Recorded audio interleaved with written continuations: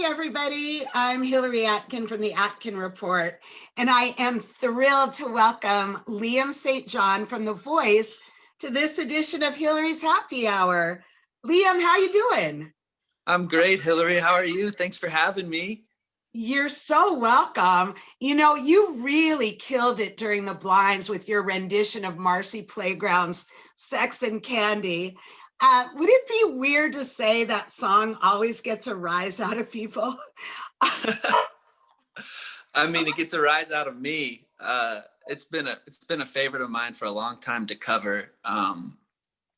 But I was just really lucky that I was able to cover that on The Voice and get those chair turns. It was, a moment I'll never forget. Well, it's such a unique song, but even Callie, who didn't turn for you, Callie was singing along to it. And, it's just one of those songs that brings you back to a time. I personally love it as well. But out of everything you could have chosen, Liam, what was it about that song that you decided to move forward with your own version of it? I just I'm a blues artist, and I love putting my own rendition on songs. But like the main thing I look for in performing a song is, do I feel like my full and true self as an artist? And when I came across Sex and Candy by Marcy Playground, there was a cover that Alan Stone did that really inspired me. Then my band and I started playing it, and it just almost felt like an original, the way we turned it into a blues song. And so I really felt just like myself and confident in it when I play that song. And so when I was picking a song to audition for, that was like one of the biggest things I was looking for, is, do I feel like myself when I'm singing this? Like, can I get my screams in and my growls? So Well, you really did. And both Gwen and Blake fought really hard for you. And Blake even tried to convince you by boasting that he knew how to pronounce the name of your hometown, Spokane, Washington, correctly, as if this has anything to do with your artistry. But what was it that put you over the top with Gwen?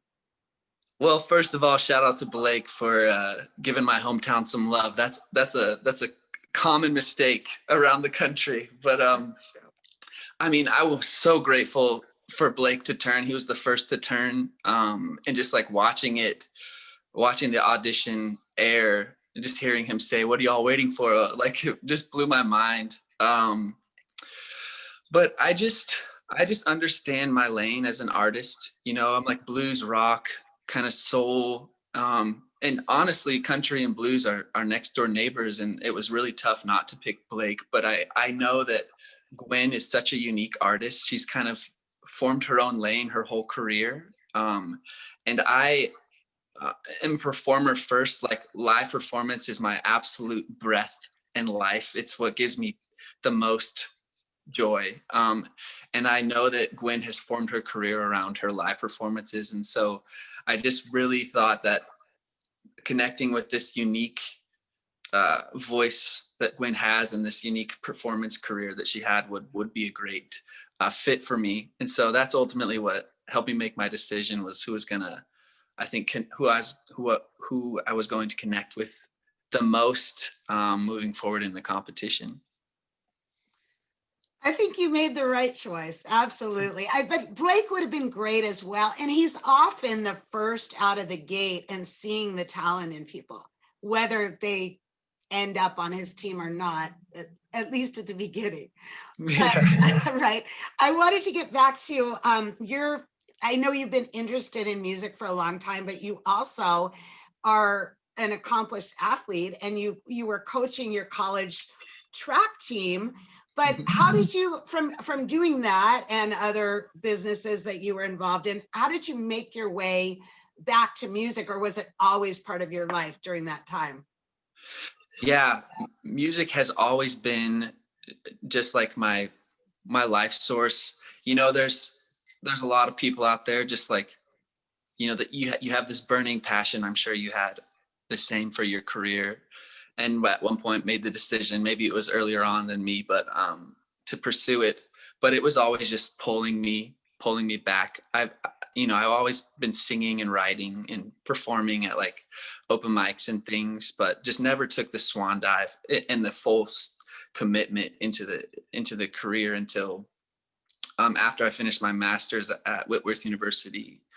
But I just, the more I you know approached finishing school and like finishing my track and field career, the more I realized how important it is to be pursuing what your soul is calling you to do. And it just became more and more burning and present to me until to the point where I was like, I can't do anything else than just pursue this, even if it means singing in dive bars for nobody, playing for beer and pizza. Like I just realized that a life of music is the life I have to pursue in order to live a full life. So I just took a swan dive, and then it's been incredible since then. Just like the amount of sacrifice it took, but like the amount of joy I've found in the struggle is something I never thought would surface. But like I'm just so in love with this career, and the fact that I have the opportunity to be on The Voice, it is a dream come true. I've been auditioning since 2013, and so to finally get this opportunity is so surreal. Well, it's been inspiring to watch you and to just hear this conversation, and I'm sure it resonates not only with me but so many people. But I'm also a realist, and I know you have to get back to rehearsing, but it is happy hour. So I would like to propose a toast to you, Liam, for your continued success on The Voice, and I am going to be closely following your journey.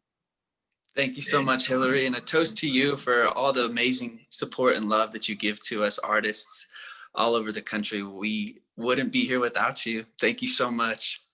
Oh, thank you. Cheers, Liam. Cheers.